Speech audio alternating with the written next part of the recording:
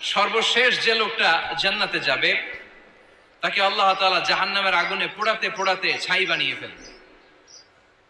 আল্লাহ বলবেন, জিব্রাইল যাও একটু দেখো, একটা মাত্র সেজদা দিয়েছে আমাকে, এরকম কাউরে পাওয়া যায় কিনা। বাটি চালান দিয়ে দেখো পাওয়া যায় কিনা। খুঁজে খুঁজে কাউরে পাবে না। আল্লাহ বললেন আবার দেখো, খুঁজে খুঁজে একজনকে পাবে, সামান্য ইমানের ছিটে ফোঁটা তার অন্তরে ছিল। আল্লাহ বলবেন, যেহেতু ছিটে ফোঁটা আছে, অনেক মায়ের খাইছে, ওকে বের করে জাহান্নাম থেকে বের করে একটা নির্ধারিত দূরত্বে রেখে দাও।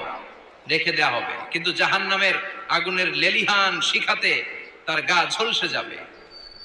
সে আল্লাহর ডেকে বলবে, মাবুদ তোমার কাছে আমি কিছু চাই না,